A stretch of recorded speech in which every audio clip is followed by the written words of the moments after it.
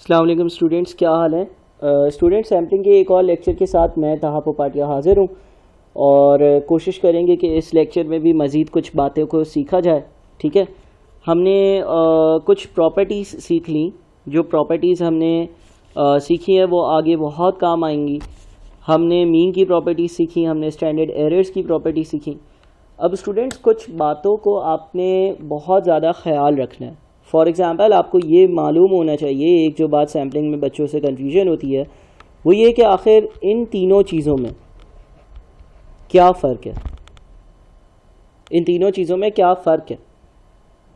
ठीक है, देखो आपके पास स्टूडेंट्स अगर कोई पॉपुलेशन है और उस पॉपुलेशन की आप स्टैंडर्ड डिविएशन कैलकुलेट कर रहे हो। फॉर एग्ज़ाम्पल आपके पास एक पॉपुलेशन है 5376 और आप इस पॉपुलेशन की स्टैंडर्ड डिविएशन कैलकुलेट कर रहे हो तो आप ये सिंबल यूज़ करते हो जिसको हम कहते हैं सिग्मा।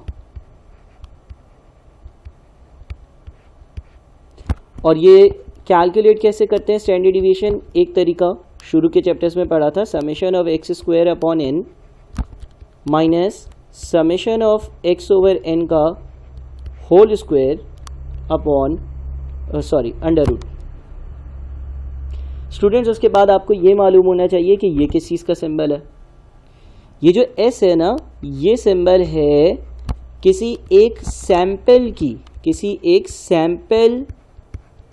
की स्टैंडर्ड डेविएशन, किसी एक सैंपल की स्टैंडर्ड डेविएशन। देखो फॉर एग्जांपल अगर कोई बोलता है मैंने इस चार चीज़ों में से दो चीज़ों का एक सैंपल निकाला और वो सैंपल था 53 और वो इसकी स्टैंडर्ड डेविएशन कैलकुलेट करता है, इस एक सैंपल की स्टैंडर्ड डेविएशन कैलकुलेट करता है, वो एस कहलाएगी। या फॉर एग्जांपल किसी ने इसमें से सैंपल निकाला, विद रिप्लेसमेंट वाला केस था, और उसने सैंपल निकाला 55, वो इस स्पेसिफिक सैंपल की स्टैंडर्ड डिविएशन कैलकुलेट करेगा, उसको हम लेटर एस से डिनोट करेंगे।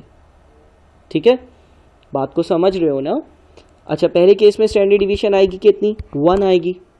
क्यों, शुरू की क्लासेस स्टैट्स की याद करो, पीडीएफ की जो शीट्स दी थी वर्कशीट्स उसको रिव्यू करो।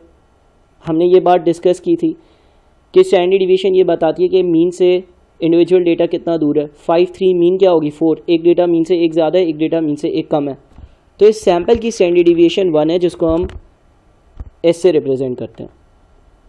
अगला जो सैंपल है 55 वाला, 55 की मीन कितनी है 5 है, स्टैंडर्ड डिवीजन कितनी है 0 है, क्योंकि जो इंडिविजुअल वैल्यूज़ हैं वो मीन से कितनी दूर है 0 के फासले पर है, तो इसकी जो स्टैंडर्ड डिवीएशन है वो कितनी है 0।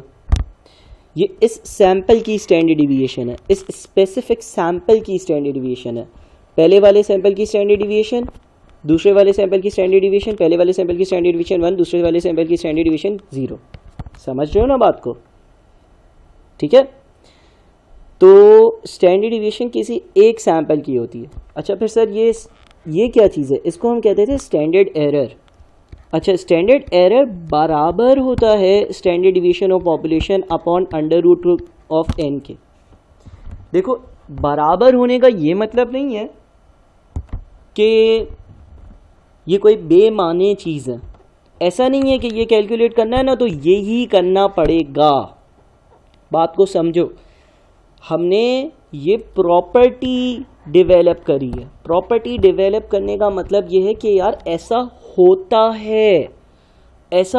है।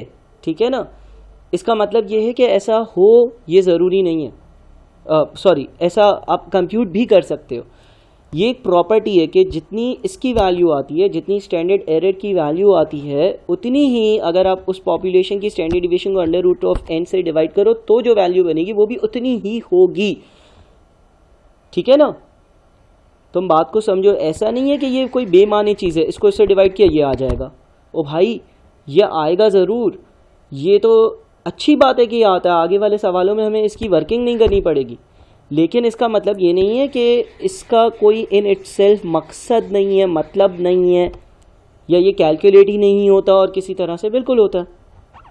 अब ये होता क्या है सर, देखो अगर आपके पास फॉर एग्ज़ाम्पल इन 4 चीज़ों की पॉपुलेशन है और उसमें से 2 के आप सैंपल्स निकालते हो और आप 16 सैंपल्स बनाते हो, वीडियो नंबर 1 में डिस्कस किया, उनकी 16 एक्स बार की वैल्यूज़ लिखते हो, उन एक्स बार की वैल्यूज़ की जो स्टैंडर्ड डिविएशन है वो स्टैंडर्ड एरर कहलाती है।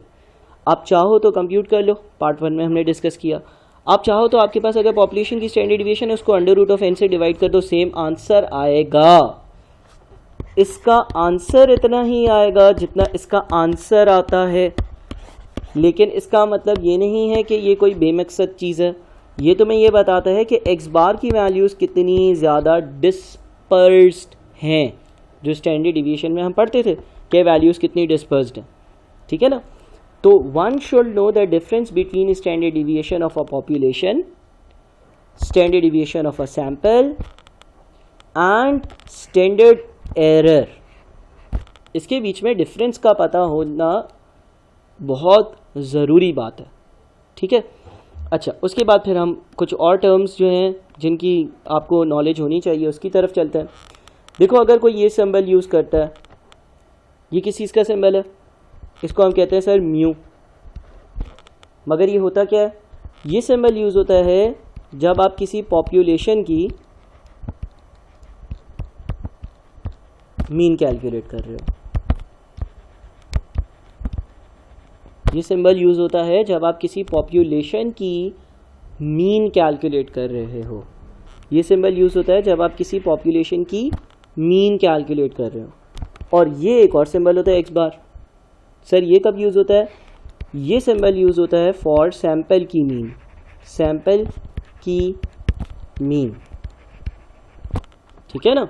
तो ये भी आपको पता होना चाहिए कि एक्स बार क्या है, ये भी आपको पता होना चाहिए कि म्यू का मतलब क्या है। बहुत ज़रूरी बात है ये, ठीक है। अच्छा, उसके बाद फिर हम देखते हैं कि भाई सर पैरामीटर में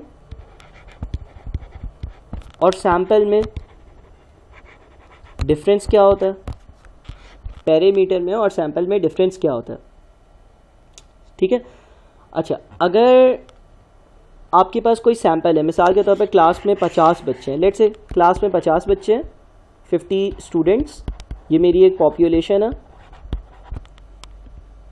और इनका मैंने जो है ना वो 100 मार्क्स का टेस्ट लिया था। किसी बच्चे के 70 मार्क्स आए, किसी के 80 आए, किसी के 90 आए, किसी के 10 आए, किसी के 100 आ गए या 90 आ गए, किसी के 99 आए, किसी के 25 आए, बहुत सारे बच्चे होंगे, ठीक है। अब कितने मार्क्स होंगे, अगर 100 बच्चे हैं, 100 रिजल्ट है मेरे पास, तो 100 अलग अलग तरह के मार्क्स होंगे।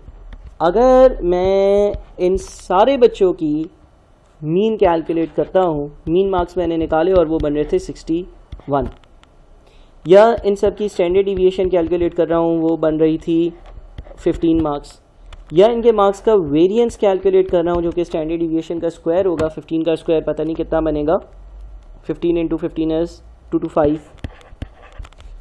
ठीक है ना। यानी कि मैं अगर पॉपुलेशन की मीन कैलकुलेट कर रहा हूँ, पॉपुलेशन की स्टैंडर्ड डिवीएशन कैलकुलेट कर रहा हूँ, पॉपुलेशन का वेरिएंस कैलकुलेट कर रहा हूँ, कोई भी पॉपुलेशन से रेलेवेंट कैरेक्टरिस्टिक देख रहा हूँ, ठीक है ना, किसी भी पॉपुलेशन के जो कैरेक्टरिस्टिक्स होते हैं जिससे मैं सैंपल निकालता हूँ वो पैरामीटर्स कहलाते हैं, ठीक है ना। तो मैं ये कह सकता हूँ कि parameter are characteristics of a population। Population की मीन, पॉपुलेशन की स्टैंडर्ड डिवीएशन, पॉपुलेशन का वेरिएंस, पॉपुलेशन के कैरेक्टरिस्टिक्स किसी भी तरह के वो पैरामीटर कहलाते हैं। अच्छा, तो सर ये सैंपल मैंने गलती से लिख दिया, यहाँ पर मुझे लिखना चाहिए पैरामीटर, यहाँ पे लिखा है ना, तो यहाँ पे लिखना चाहिए स्टैटिस्टिक। सर स्टैटिस्टिक क्या, लेट से मैंने इन 50 बच्चों में से 10 बच्चों को सेलेक्ट किया, मैंने 50 में से 10 स्टूडेंट्स को सेलेक्ट किया और इन 10 स्टूडेंट्स के मार्क्स जो थे ना वो 70, 65, 81 ब्ला ब्ला बहुत सारे मार्क्स थे। इन 10 बच्चों का मीन कैलकुलेट किया तो एक्स बार से डिनोट करूँगा, 10 बच्चों की स्टैंडर्ड डिवीएशन एस से डिनोट करूँगा, 10 बच्चों का वेरिएंस एस स्क्वायर से डिनोट करूँगा। ये जो कैरेक्टरिस्टिक्स हैं जो एक स्टैटिस्टिक्स, ये जो कैरेक्टरिस्टिक्स हैं जो कि एक सैंपल के कैरेक्टरिस्टिक्स ऑफ अ सैंपल, इनको मैं स्टैटिस्टिक कहता हूँ, ठीक है ना। पॉपुलेशन के कैरेक्टरिस्टिक्स पैरामीटर, सैंपल के स्टैटिस्टिक्स, सैंपल के कैरेक्टरिस्टिक्स स्टैटिस्टिक। ठीक है, तो ये कुछ ऐसी टर्म्स थी जो आपको मालूम होनी चाहिए बिफोर मूविंग फॉरवर्ड। ठीक है भाई, बहुत शुक्रिया।